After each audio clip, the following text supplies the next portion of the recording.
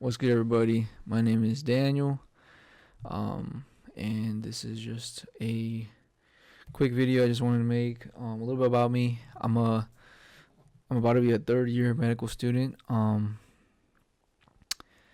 I'm not the best student. I'm not the worst student, but I feel like I've only gotten this far because I work really hard. Um, and I feel like I'm a little bit older than the average age of a medical student, so I feel like I've like kind of picked up on more things like outside of school. I enjoy sports. Um, I have a very caring girlfriend who is also in med school, um, and she's trying to be an ortho. Um, so that's cool for her. And I also have two dogs. I have a Maltese and I have a lab. So there's a pretty big size difference between those. Um, so starting things off, MCAT, yeah, worst exam ever. Um, I think still to this day, maybe the hardest exam I've ever taken, and like that's including all the in-house med school exams and even step one. Like this exam, literally, like sucked the soul out of me, and not in a good way. Like this exam sucks, and like the people that do good on this exam, I really don't know how y'all built like that, because that's not me. But anyways, that for the MCAT, bro, go to someone else. Honestly, like this is not my expertise. Like I think if I were to go back and take it right now with the knowledge that I have, I think I can do better, but that's a big maybe. So this exam still sucks and will continue to suck. Worst exam. Okay. MS1. All right. Cool. You did good on your MCAT. You did good on your interview. And boom, you made it to medical school. Congratulations. MS1, honestly, in my opinion, very enjoyable. Um, as long as you have a good school to life balance. So obviously you're gonna be studying a lot. Like you know yourself, you know yourself, and like no matter who you are, you're like the first exam, you're gonna be studying for that exam. And I feel like that is definitely the best thing that you can do for yourself is to just study, study, study. However, you're gonna have like more than you think. You're gonna have some free time, and I would definitely utilize that really well. Like definitely make new friends, definitely reconnect with old friends. Um if you want to date, definitely try to find someone to date with.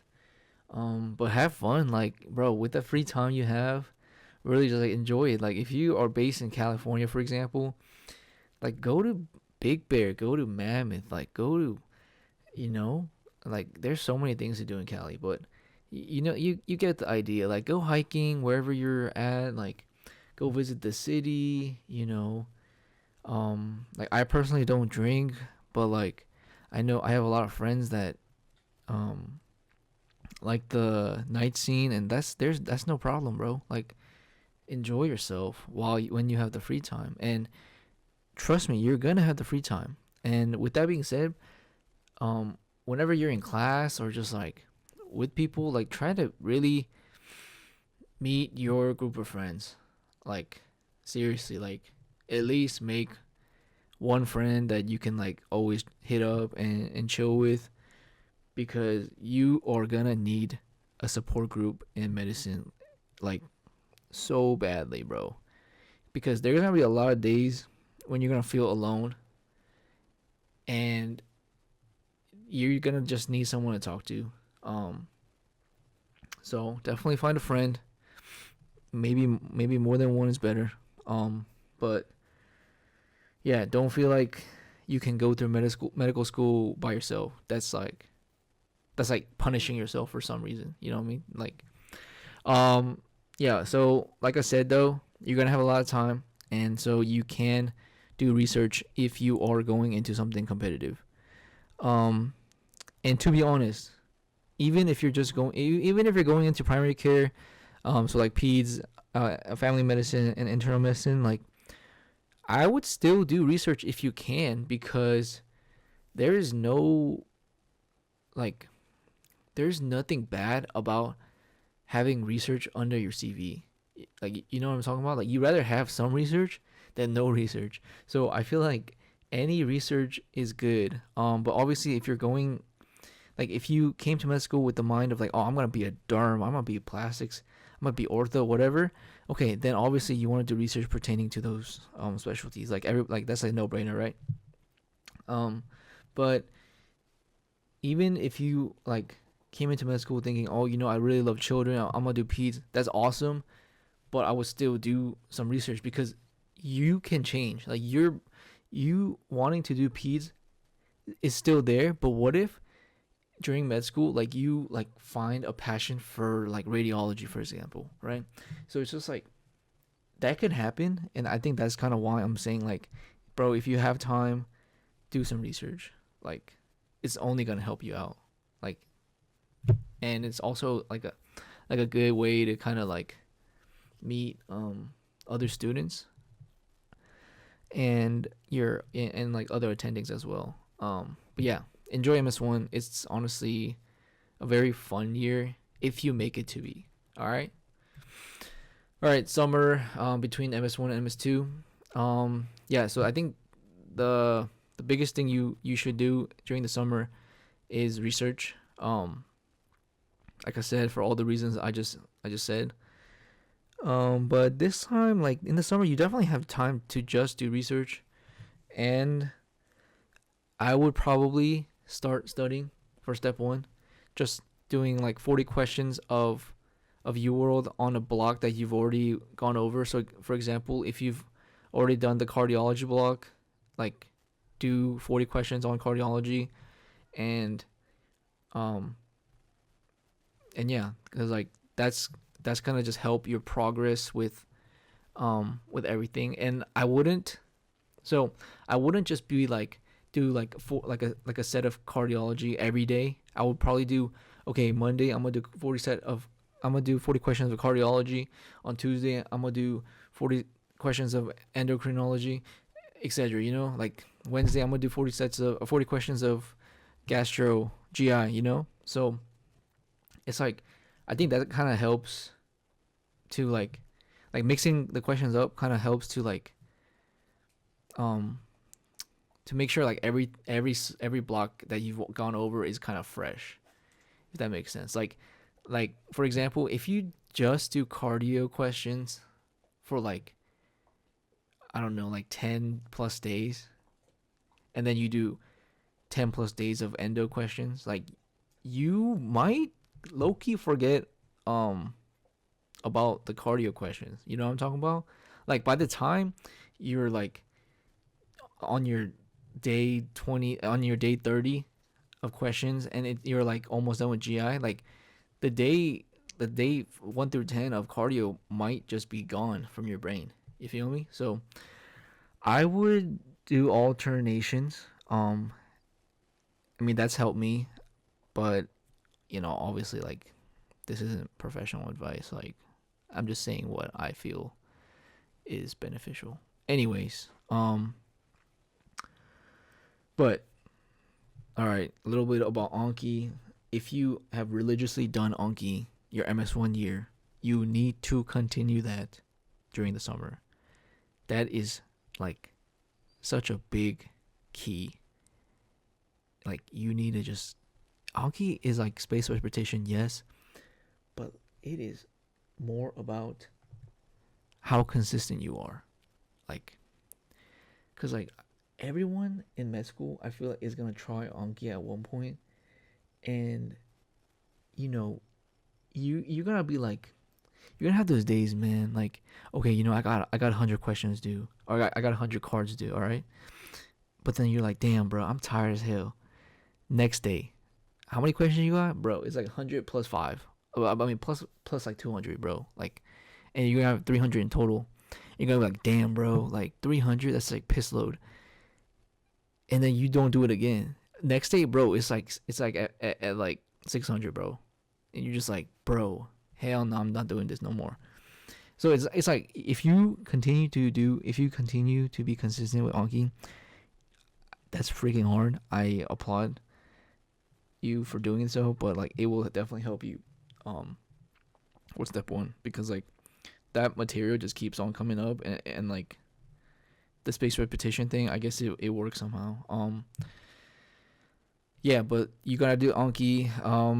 Now if you're like, bro, I really need this break to like kind of reset my body, or reset my brain and my body and everything, then like definitely you can go enjoy vacation. That is definitely an option, and don't feel like you're a bad student for enjoying summer break. Like, bro, it's good, man. It's all good.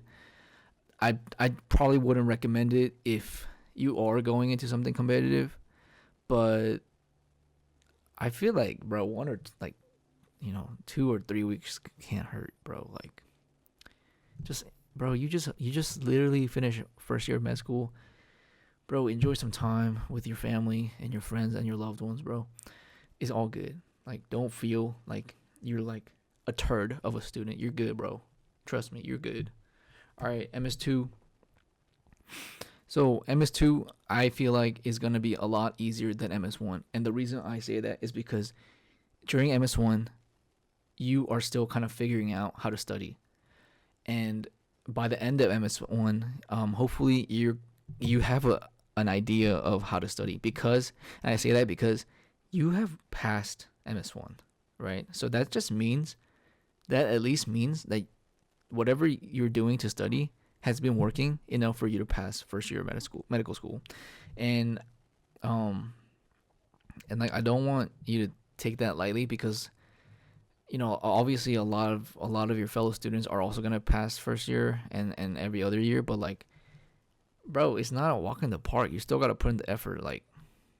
But I feel like by the time you're an MS2 student, like, you kind of got your studying method down. The only thing is, like, obviously, step one is gonna be like looming over your head, and I do think that if you have free time, it is good to study it, but it shouldn't be a factor of why you're not doing good in your in-house exams, and that you're in your current blocks. Like, you need to pass your current blocks in order to do well, in order to even take step one, right? So, um, definitely focus up on that. But I think a hack is, like, if you're doing neuro, like if you're taking neuro is like your first block in MS2, doing a set of 40 questions on UWorld for neuro is a good idea, because like it's gonna help you during your in-house exam, and help you prepare for step one. So I think that's probably what I would suggest you doing. Um, but MS2, still have fun. Like, you definitely need to still have fun, because this is like, this is a good time. All right, this is a good time, and make sure to have a life outside of medicine, because medicine is not your whole life. Oh shoot, did nobody tell you that medicine is not your whole life? So make sure you have hobbies. Make sure you have friends. Make sure you have some type of relationships, bro. All right, like, pick up knitting, bro. Pick up pottery. All good, homie. Nobody judging you. All right, enjoy yourself. For like, that's just the key, man. Be happy outside of medicine. Okay. Um, One drawback from MS2 year, I think, definitely it was harder to do research, mainly because like any free time you have, it's like kind of it's kind of being it's kind of going into the step one studying, right? So, and I feel like step one, even though it's pass fail, is more important than doing research. But if you are a freaking phenomenal student, and like you take you've taken a practice exam and you've gone like a what is it out of like you've got like a 70% or something, some crazy first time score. Like, bro, okay, all right, bro, don't even watch this video, bro. Like, you got this. You're cooking. You're cooking, G. All right. All right. Step one. So at our school we had 8 weeks of dedicated, which is like 2 months, right? So that's like a lot of time. Um, but I mean, it's still you still need to make a plan. Um, and everyone's plan is gonna be different because everyone's starting point is different. But if you have been studying since the summertime, and you should be almost done by with your UWorld question set by the beginning of dedicated. And what does that mean? What does that mean? That means you need to do your incorrects, okay? That means you need to do your incorrects. And yeah, I'm gonna make a separate video on step one just by itself because this exam also kind of sucks, but better than MCAT 100%. And I know people are like, I know the older classmen, they always go like, oh, like, bro, like step one's gonna be so easy for you guys because it's pass fail. But I know it's pass fail, but don't think of it as like, oh, I only need to get a 60% to pass. Like, hell no, bro. Yeah, that's true, but like your mindset gotta be like, bro, I need to get 100% on this exam. All right, like treat it as if you get a percentage back. So really just like think like to yourself, bro, I need to get 100% on this freaking step one exam. And trust me, I think if you study like that, you're gonna do well. All right, and then so the B balance point is mainly like, yeah, you're gonna be studying like a long, like many hours, and you're gonna be sitting on your butt a lot of the times. And so I suggest that you find something on YouTube to help you stretch your body out, and also like find some type of exercise because that's very important in order for you to be balanced. And like I guess also find something that kind of calms you down before you sleep. Like, and I don't mean like YouTube shorts or like Instagram reels, bro. I mean like if you play an instrument, like go play the piano or violin for like 30 minutes and then go to sleep or something like that. Like, but yeah, that's kind of all. That's kind of everything I wanted to talk about. Um, I hope you enjoyed the narration. I know the video isn't much to look at, but like, I hope you have fun, cause I had fun making this. Anyways, I'm gonna make a separate step one video on like kind of what I did to um study and stuff, but I don't know when that's gonna come out because obviously yeah, obviously I'm a little bit busy sometimes, but yeah. All right, cool. Thank you guys for watching. Hope you have a good time. Bye bye.